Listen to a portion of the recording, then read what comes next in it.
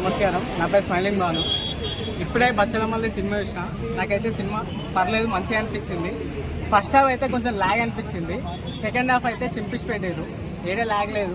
యాక్టింగ్లు మాత్రం జబర్దస్త్ ఉన్నాయి. హీరోయిన్ కంటే హరితేజ ప్రవీణ్ గారి అంటే బాండింగ్ అయితే చాలా బాగా నచ్చింది.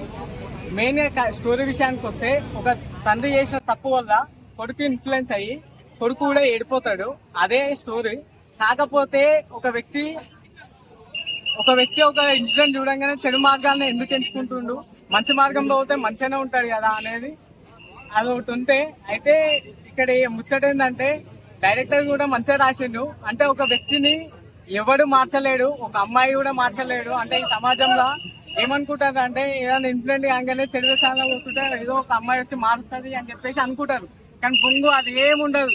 సినిమాలో బరాబర్ చూపించిండు. ఎందుకంటే ఒక అమ్మాయి వచ్చినా ఒక వ్యక్తి మారాడు, అంత ఈజీ కాదు. ఆ వ్యక్తి వల్లనే మార్పు వస్తేనే ఆ వ్యక్తి మారేళ్తాడు. వాడే అనుకోవాలి మారాలని. మాస్ క్యారెక్టర్ ఆ మెసేజ్ ఓరియంటెడ్ అన్న, పక్కా మెసేజ్ ఓరియంటెడ్. ఎండింగ్ మాత్రం చాలా బాగా నచ్చింది. హీరోయిన్ ఎన్నుకోవడం అనేది అంటే బాగా నచ్చింది. అదైతే నాకైతే మ్యూజిక్ అనేది పెద్ద గుర్తుపెట్టుకునేది ఏమి ఉండదు అన్న. కాకపోతే బ్యాక్గ్రౌండ్ సాంగ్స్ పోతుంటాయి, మంచి ఫీల్ అవుతుంది. సో తెలుగులో హీరోయిన్ చచ్చిపోతే కొంచెం సినిమాలు ఆడవు కదా, మరి ఈ సినిమా ఎంతవరకు ఆడే? అందుకే నా ఫస్ట్ యావరేజ్ అని చెప్తున్నా. సినిమాలో ఆడొచ్చు ఆడకపోవచ్చు, అంటే ఒక్కొక్క వ్యక్తి ఒక్కోలా తీసుకుంటాడు. నాకైతే యావరేజ్ అనే అందుకే అనుకుంటున్నాను. అదే హీరోయిన్ బతుకుంటే హైలైట్ ఉంటుండే. సో మాస్ లుక్ లో ఎలా అనిపించాడు మన అల్ల నరేష్? నాకైతే కొత్తగా అనిపించింది అన్న. అంటే అల్ల నరేష్ గారి యాక్టింగ్ అయితే బాగుంది. అంటే ఒక కొత్త క్యారెక్టరైజేషన్ ని తీసుకొచ్చింది. మాస్ రావాలనే కోరుకుంటున్నాను. అల్ల నరేష్ గారు మాస్ లుక్ లో ఎలా అనిపించాడు అన్న? బాగుంది, కథకు తగ్గట్టుగా బాగా ఉంది. లుక్ మేకప్ కూడా చాలా బాగా అద్వితీయంగా చేశారు. మంచి బాగుంది.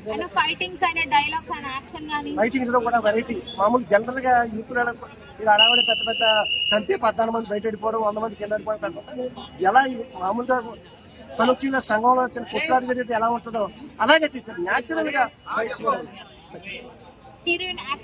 హీరోయిన్ సెటకు తగ్గట్టుగా హీరోయిన్ ఎంతవరకు నటింపజేయడం, డైరెక్టర్ ఎంతవరకు నటింది. హీరోయిన్ కూడా బాగా చేసింది. అమ్మ కూడా సాంగ్ కూడా బాగా నటింది. ఆవిడకి అభివృద్ధిలో వస్తుంది. బ్యాక్గ్రౌండ్ స్కోర్ ఎలా అనిపించింది? బ్యాక్గ్రౌండ్ స్కోర్ కూడా బాగుంది. మ్యూజిక్ కథకు తగ్గట్టుగా బాగానే చేసింది.